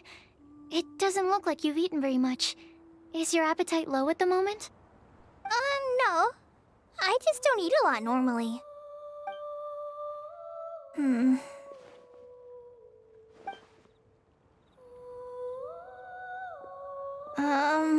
Sorry.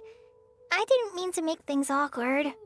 Tighnari, while we were on the road, we spotted something white, walking on two legs. Was that Paimon? Which day was this? Just after passing through Stonegate. Sino,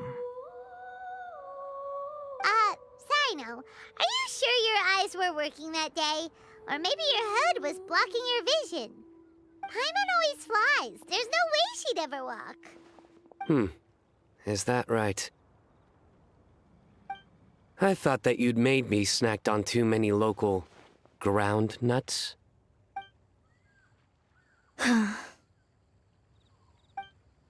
No? Not funny? Ground, you know. As in ground up, but also the ground. Ground nuts make you fall to the ground.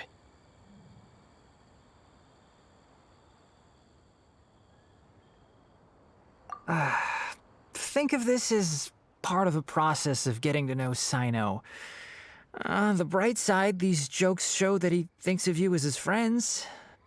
Still, we could test the hypothesis. What hypothesis? That plant species indigenous to Mondstadt may have an effect on the motor functions of flying lifeforms. Hey! Paimon's not your test subject! Anyway, by your logic, wouldn't that mean that eating, say, Zaitun peaches, that would make a sick Paimon peachy in no time or something? Hey! Not you two! I think the Traveler and Paimon's conversations are more entertaining than Sino's jokes. Ah, I see. You must have been keeping quiet about this grievance for quite some time now. You seem much cheerier now that you're here in Mondstadt, Sino. Actually, it feels like you're a completely different person. That's because I'm Sino the Adventurer. It's not? In fairness, you only saw him in his work mode while you were in Sumeru. He's actually like this most of the time when he's in a good mood. Yep, it's true. Sometimes when he's eating, he'll grumble about how the bowl is too shallow for the amount of food it contains and other random stuff like that. I understand. Then allow me to reintroduce myself. Before, you knew me as General Mahamatra Sino. Now, please see me as Sino the Adventurer. Yeah, so that's another thing he does. He'll keep repeating something he thinks is funny until you stop trying to resist. So you have two different mental states? Almost like different phases of matter. Interesting. I want to learn to do that too. I think in your case, the two states we would end up with would be highly conscientious sucrose and stupefied sucrose. Oh, by the way, was there any reason in particular that you chose Mondstadt as your destination on this occasion? Oh, well, Lisa once told me that the Windbloom Festival is one of Mondstadt's biggest events of the year. I wanted to take this opportunity to give everyone a Windbloom as a token of my heartfelt gratitude for everything they've done to look after me. Plus, it was a good chance for Kale to get out and meet some new people. Kale Lily. What? Kale's Windbloom. Maybe she should call it a Kale Lily. It sounds very Mondstadt. There's also Cauliflower, which would technically make more sense, but somehow it doesn't sound as nice.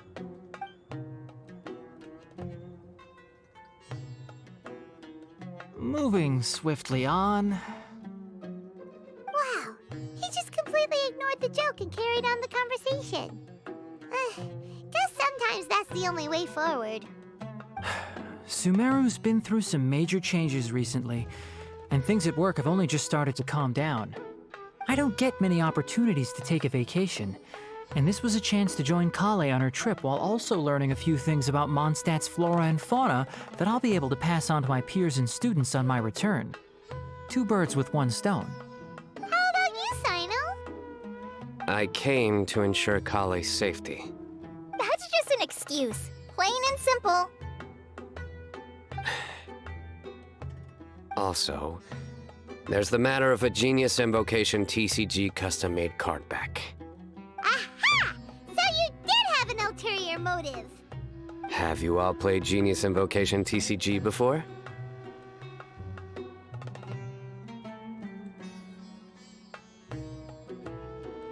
And that is why I am proud to call you my friend.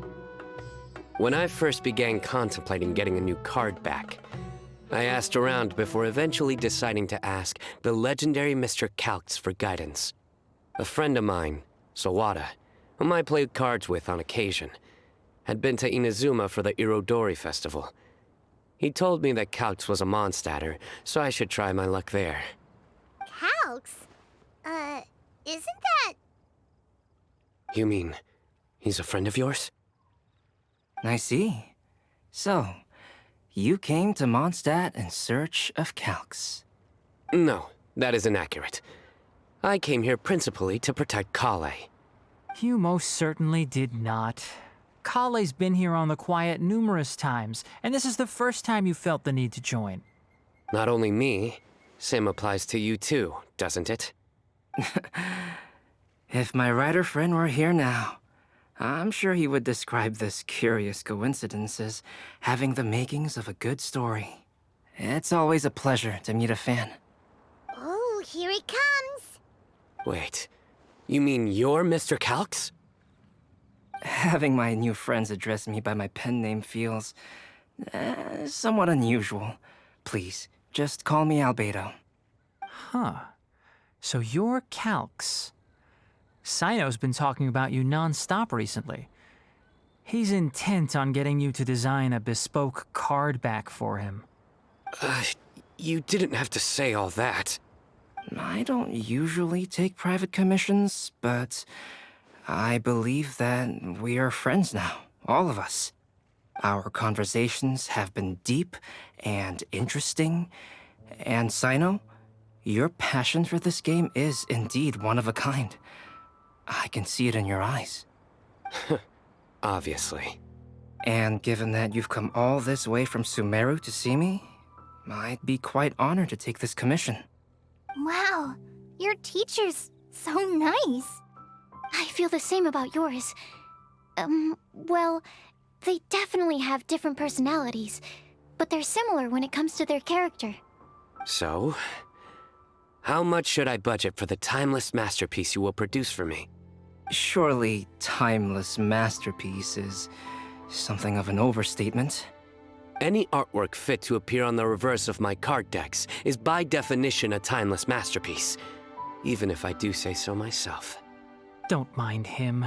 These TCG nut jobs are all like this. I see. So, this has an almost religious significance.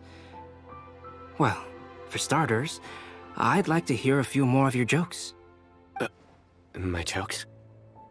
You like them? I do. Really? I didn't see you laughing. Yeah, well, the joke's ability to induce laughter is a separate matter, but I certainly find them fun.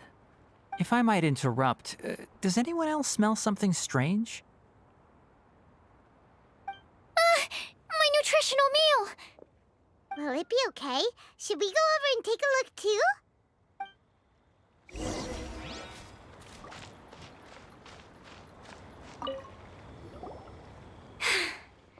Only the base is burned. We can still use the cooking pot. It just needs a bit of a wash. Good thing Tainari's nose is so sharp. Has he been in this kind of situation a lot before? I know, it's just... I'm sorry to disappoint Sino. I guess we'll have to do this again another day. Oh, yes. I'm not sure if you've noticed. Kale seems a little... depressed. I noticed she was in a low mood when everyone was talking. Remember that note she received? I was just thinking. I want to try solving this riddle and giving Kale the chance to accept the blessing. Oh, yeah! She's someone who needs your help. Exactly.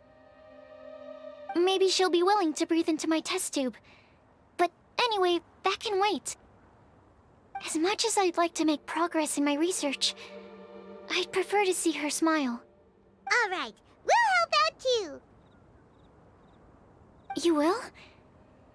Then tell me, honestly, do you think that this prophecy is for real too?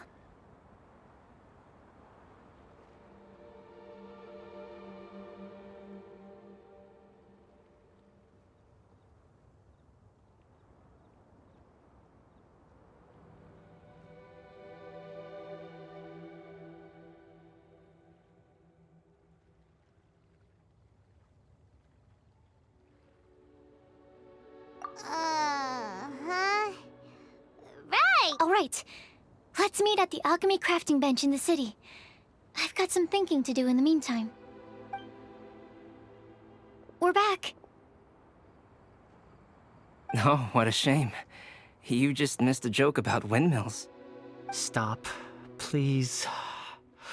I don't need to hear it a 5th time. That bad, huh? Well, now Paimon really wants to hear it for some reason. Didn't you say you want to see the Dragon of the East at some point? When are you going? Tomorrow morning. And you?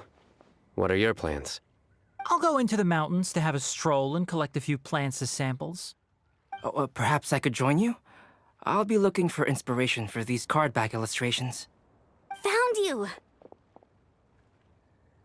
I knew I was onto something as soon as I saw the fire. Wow, you have really sharp eyes. That's an outrider for you. Uh-oh. Did we break the fire safety rules or something? Actually, you didn't. Strictly speaking, you should have reported your plans first. But since 2 of our very own alchemists are here, I'm happy to look the other way. Ah, yes, introductions.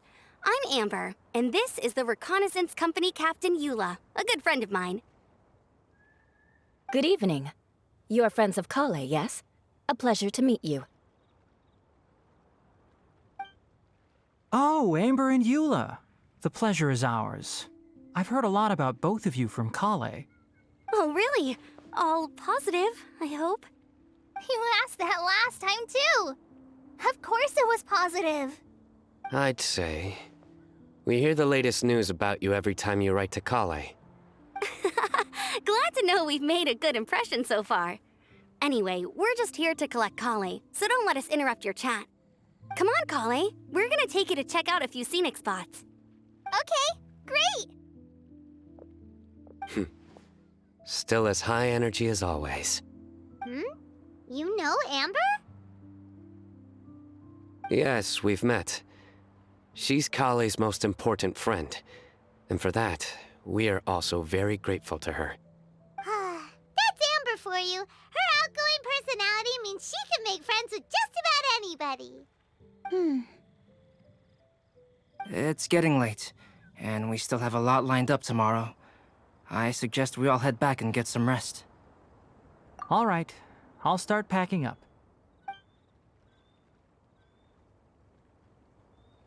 You're gonna get the tone-deaf bard to check out that note, aren't you? Guess Paimon knows you pretty well, huh? Knowing him, he should be hitting the taverns around this time. We can go corner him and make him answer our questions. Let's move! Pitch black whale inhabiting the outer sea depths. What an excellent specimen.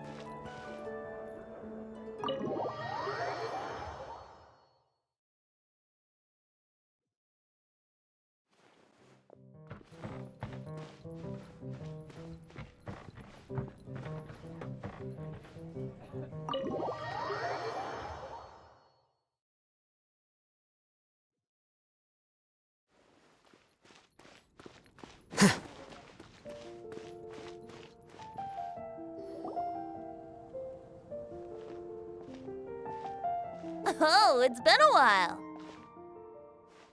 Paimon called it, tone-deaf bard drinking as usual. Put your drink down and get your game face on. We've got some important questions for you, mister. Okay. So, what do you make of it? Aren't you forgetting something? It's the Windbloom Festival right now. You can't just go around asking people for help so blatantly. Ugh. Well, if you won't tell us the answer, could you at least tell us if this thing's worth a shot? Sounds to me like you want a hint or two. A fine answer. The person who wrote this prophecy is very powerful. If you manage to solve the riddle, good things are sure to happen. Also, I happen to know where this lantern is. Once you've found the 4 things, I'll even write the location down for you. Isn't that generous of me? Whatever. We weren't expecting much from you anyway. You can get back to guzzling wine and blowing wind now. Oh, woe is me. Paimon sees me as nothing more than a drunken wastrel. There are actually a great many things that we bards are required to do. It just happens that enjoying life is the most important one. Once this is over, would you like to join me for a drink? You know, a favor for a favor.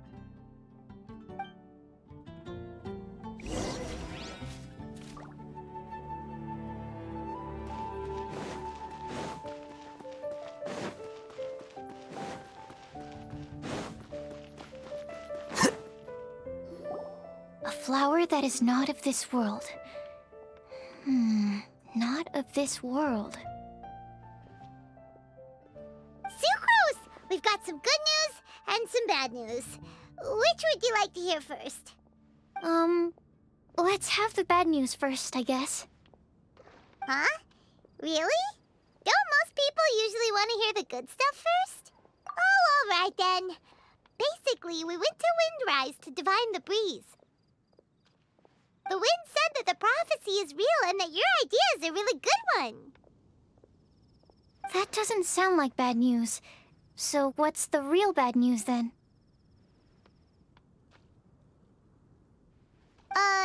Paimon ate the bad news!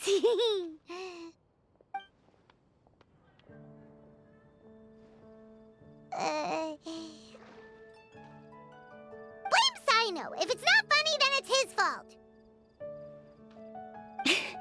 It's fine. Well, that puts my mind at rest. Now, back to the other issue I've been mulling over. I was thinking about the flower that is not of this world. It could mean a human-cultivated variety that doesn't occur in nature. But that's basically claiming that it doesn't come from this world in the first place, when actually it's just a variant of an existing breed. So, the initial question is, can the flower's origins be traced back to a natural organism? If so, it cannot be correctly described as not of this world. But then, supposing we identified something outside of that category, whose job would it be to decide whether it belongs in this world or not? Then the question becomes, do of this world and from this world mean the same thing? Or is it deeper than that? Whoa, slow down! Paimon's head is already starting to spin. Okay, I did have one other line of thought as well. What about a flower created using alchemy? Would that be not of this world? Albedo may know the answer, but asking him right away would be like asking the teacher for the answers to your exam paper. It would render our search for the truth meaningless. I'd rather try and figure this out for myself. Could it be the wind bloom? Oh, now that you mention it, that's definitely a possibility. The wind bloom doesn't refer to a specific flower. Everyone defines what it means for themselves. In which case, the wind bloom doesn't exist in reality. This does seem like a promising direction. I've made a note. Okay, I better go read up on this. Yay! Paimon was actually useful this time! Guess we have that sweet madame to thank, huh?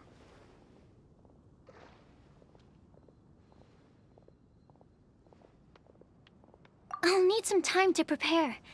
Could we meet up here in, say, 2 days' time? Sure thing! In the meantime, we'll also think about the other 3 riddles in the prophecy. But, since we're really going for this now, shouldn't we say something to Kale about it? I originally wanted to leave it as a surprise for her, and I also didn't want to get her hopes up over nothing. But you're right, Paimon. I'll need to be careful how I word it. But I'll try to find some time over the next couple days to mention it to her.